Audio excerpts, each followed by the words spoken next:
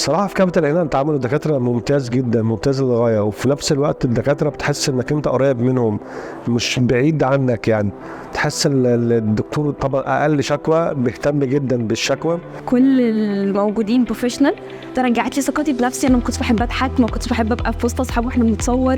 اي حد ما راحش عند الدكتور احمد رفاص لابد انه يعمل زياره، يعمل تشيكينج حتى يشوف الدنيا ايه فيها، وباذن الله تعالى هيلاقي نفسه مرتاح وان شاء الله لا افضل يعني. مثلي جميله قوي بصراحه، وكانوا بيطمنوا مني وزي ار فيري نايس. طبعا انا برشح اي حد مركز كندا، المركز الفريق عمل محترم وناس على ثقه. بصراحه كل الفريق العمل هذا فريق عمل محترم جدا، اقل على توقعاته.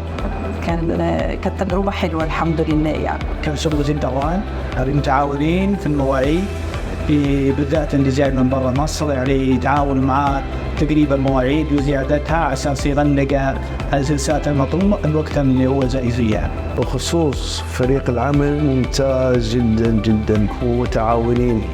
وأشكر جميع طاقم كابيتال دنتال سواء من الأطباء أو الطاقم الإداري، خدمتهم رائعة وهم متجاوبون معي وجزاهم الله خير. نفخر فيه احنا كعرب بينا ان عندنا جودة بالجودة هذه، وعندنا ناس تتعامل بالرقي ذا، وعندنا ما شاء الله دكاترة بالمستوى العالي هذا. صراحة يعني مو لازم نفخر فيه كلنا كعرب. الحقيقة أنا انبسطت جدا with my new smile and the result. It's very nice يعني حقيقي كنت almost satisfied. بنتعامل معاهم ومو بس صاروا معالجين، أيضا صاروا زي الأصدقاء.